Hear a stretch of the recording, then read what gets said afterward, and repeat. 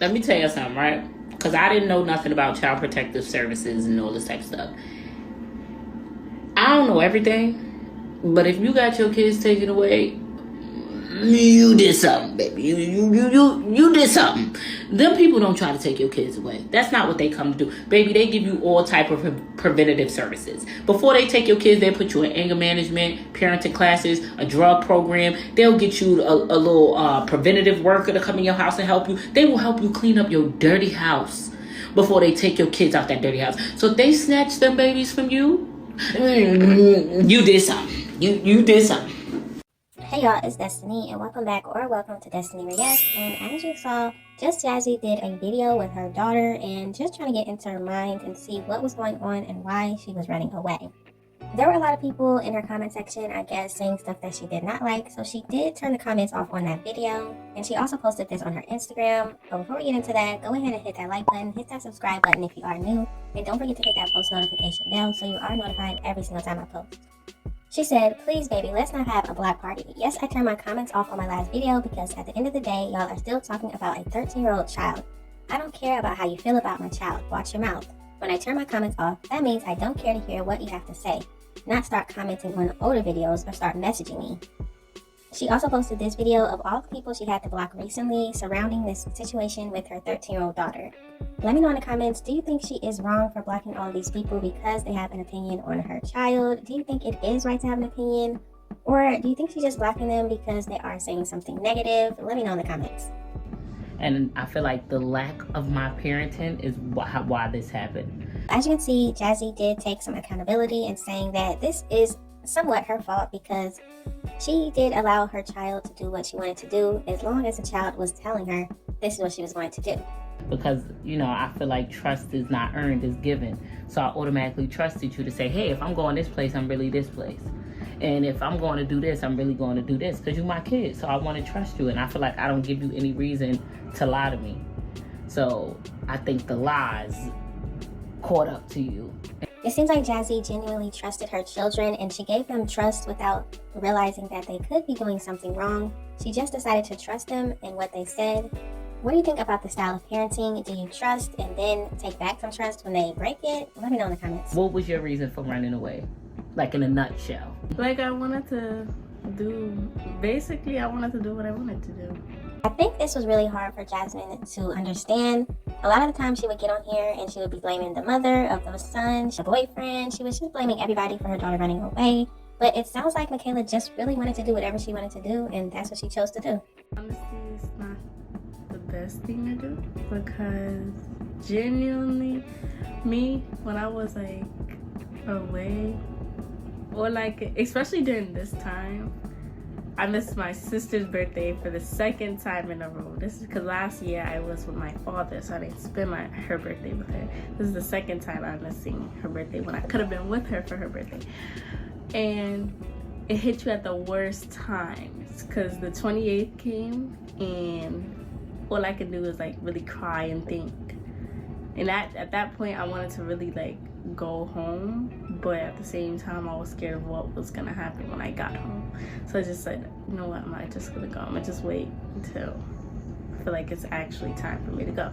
It is interesting that she says that she wanted to go home a few times. She missed her sister's birthday and she felt really bad about that. But she also felt like she didn't want to go home because she didn't know what was going to happen. Maybe she was afraid that her mother was going to do something. She didn't know what she was going to do. So she just decided to stay out. Do you think like mentally and physically it's possible to survive like without your parent in the streets?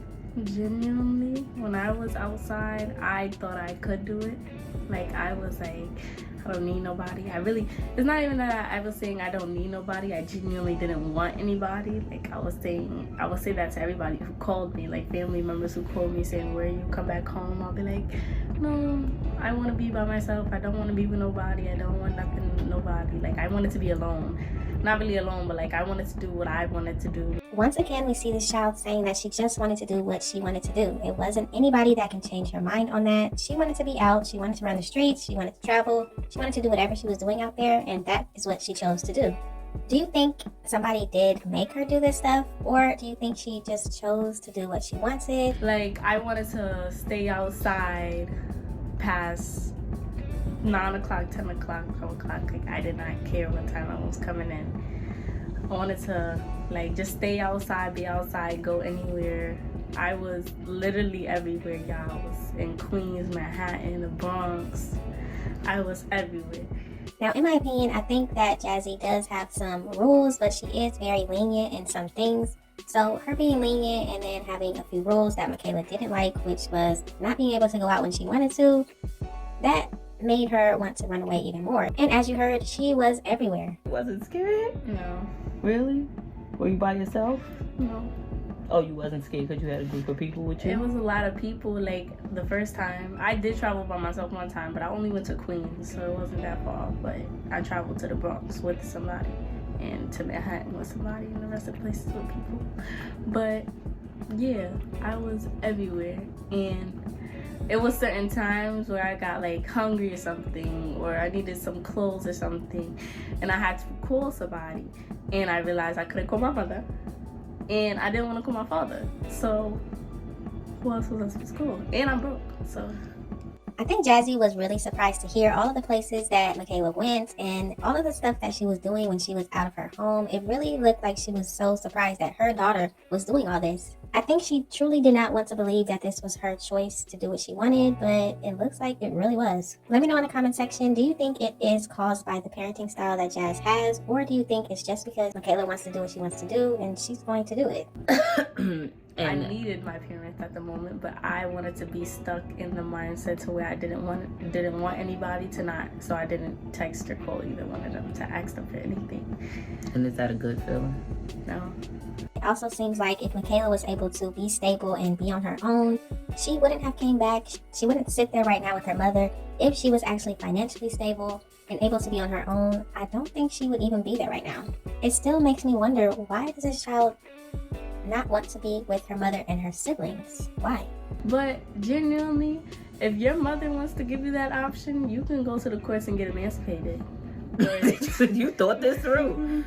No, like I'm saying. Like, well, not really, because remember when we spoke with the ACS worker, she said in order to get emancipated, you have to show the court that you can survive on your own. Mm-hmm. And that's the thing. That's what I was like. I was like, you know what? I'm about to go to the store, but start working at the deli, make my own money, then go to the courts and get emancipated. I was like, and then I'm not gonna be able to see my brothers, my little brothers, who constantly calls my name. I won't be able to see my sisters, whether we fight or not. I'm not gonna be able to see my sister. I'm not gonna be able to see my mother. Can't call my mother for nothing. So imagine all that money that I'm making runs out. Who am I supposed to call? Where am I supposed to go? The fact that she is thinking about emancipation at 13 years old and trying to figure out how to do it is really sad. And in my opinion, it seems like she is telling Jazzy what she is about to do.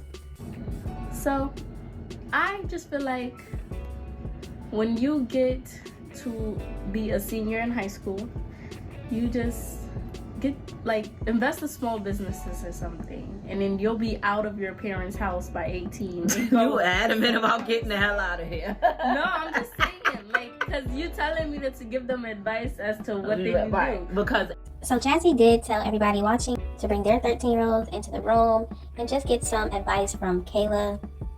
Let me know in the comment section, do you think you would want your child to hear what's going on in this situation and maybe learn something from it?